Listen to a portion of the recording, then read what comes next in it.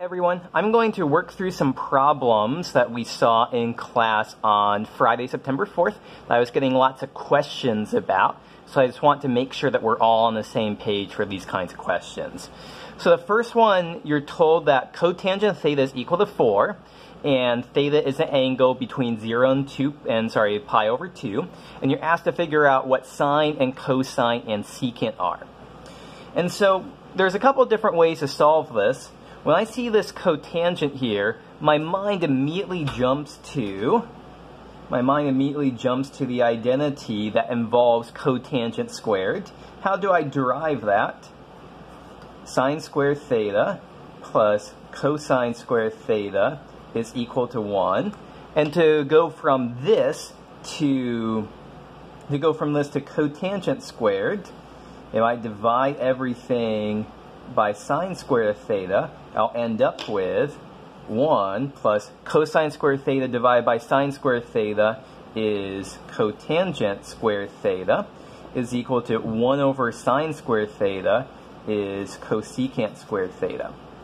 And so from this, if cotangent theta is 4, cotangent squared theta is going to be 16. And so here I see that cosecant theta is equal to square root of 17. You might wonder why it's not minus square root of 17. I'll address that at the end of this problem. Well, what does cosecant have to do with sine, cosine, secant? Well, cosecant theta is 1 over sine theta. So sine theta is 1 over cosecant theta. And so sine theta is 1 over square root of 17. Okay, so we've got one of our desired angles here. We need a couple more. And so if we plug this in up here, 1 over square root 17 squared plus cosine squared theta is equal to 1. So cosine squared theta is equal to 1 minus 1 over 17. If you crunch this out, you'll see that cosine theta is equal to 4 over square root 17. And then finally, we're asked for secant theta. And secant theta is 1 over cosine theta. And that is going to be, the reciprocal of this is square root 17 over 4. Okay, so that is my preferred way to solve this. I know other people had other approaches, and that involved drawing triangles here. So another way to do this is to draw a triangle. Here is theta. And we want to label sides so that the cotangent of this angle is 4. Cotangent is the adjacent angle, the adjacent side length divided by the opposite side length here. So 4 and 1 work, or you could use any lengths here that are in the ratio of 4 to 1. And so then this would be square root 17 here. And from this, we can quickly see that sine of theta is 1 divided by square root 17, cosine theta is 4 divided by square root 17, and so forth. I had promised to make a comment about how to know which angles are when things are positive or negative, because for instance, in this line in here, we had to solve cosecant squared theta is equal to 17. And so minus square root 17 also would be a solution of this. However, here is just a little chart of, in each quadrant, quadrant 1, quadrant 2, quadrant 3, quadrant 4, which angles are positive in which quadrant. So in the first quadrant, sine theta, cosine theta, and tangent theta are all positive, as are their reciprocals. So cosecant theta is this reciprocal of sine, secant theta, and cotangent theta. All 6 of the main trig functions here are positive in the first quadrant, which is what we were being asked about. If we go back here, theta is from between 0 and pi over 2. So just as a reminder, in the second quadrant, between pi over 2 and pi, its sine of theta is positive. In the third quadrant, its tangent theta is positive. In the fourth quadrant, its cosine theta is positive. And for the sake of completeness, I should list their reciprocals: cosecant theta, cotangent theta, and secant theta. So if instead we were told that theta is between pi and 3 pi over 2, cotangent theta is positive in that, so we could have cotangent theta is equal to 4, but then the other trig, this would be, cosine theta would be minus 4 over square root 17. Cosecant theta would be minus square root 17, and so on. So yeah, a couple different ways to solve this problem. If you just use this triangle, sometimes you might get tripped up by plus and minus signs here. A couple different approaches, plus this reminder. Okay, very similar problem. We were asked for sine of 2 theta and cosine 2 theta if tangent of theta is equal to square root 2, and theta is from 0 to pi over 2. So once again, I'm going to come up with an identity involving tangent squared theta, and I always like to rederive these. I'll divide the original identity here by cosine squared theta to get sine squared divided by cosine squared is tangent squared theta, plus 1. 1 divided by cosine squared theta is secant squared theta.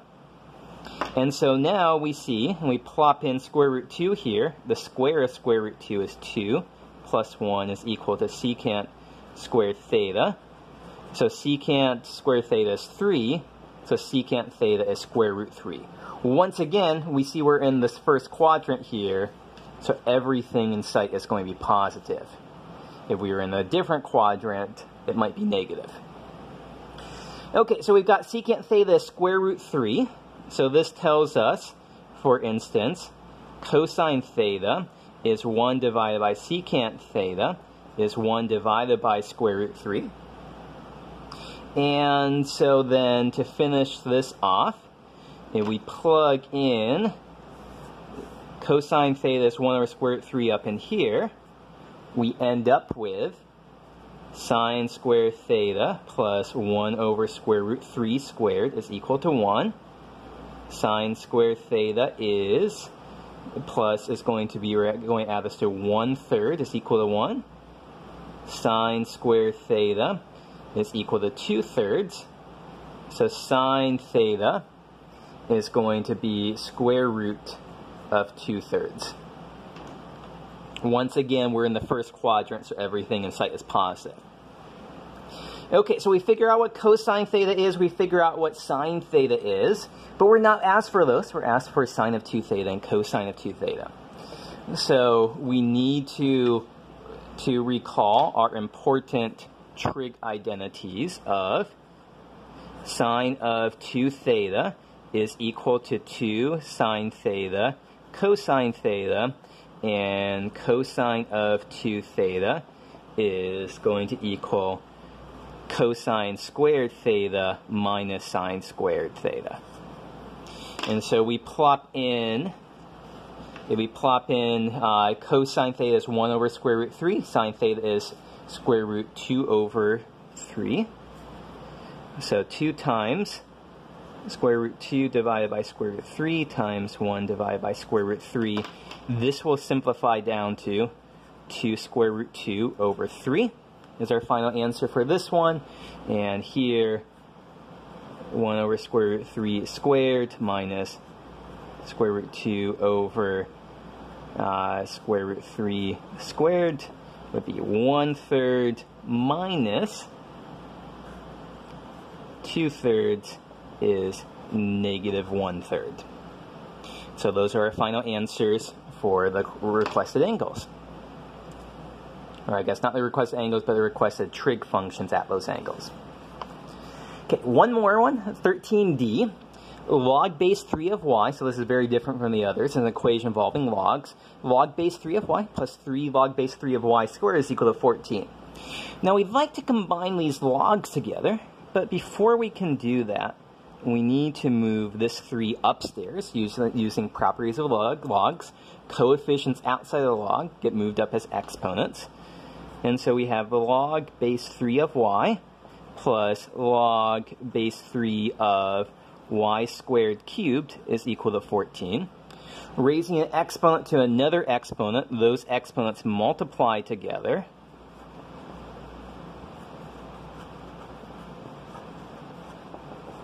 And so this is where we're at. And now we have the sum of two different logs here. And so when you add together two logs with the same base, you can combine them together into a single log,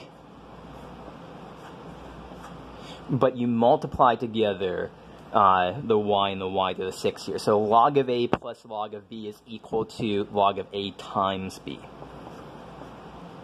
So we have here log base 3 of y to the 7th is equal to 14. And so we just have to solve this equation. Probably the easiest way is to bring this coefficient back down as 7 log 3 of y is equal to 14. Divide both sides by 7, so we have log base 3 of y is equal to 2. And it's pretty easy at that point to see that y is equal to 3 squared is equal to 9.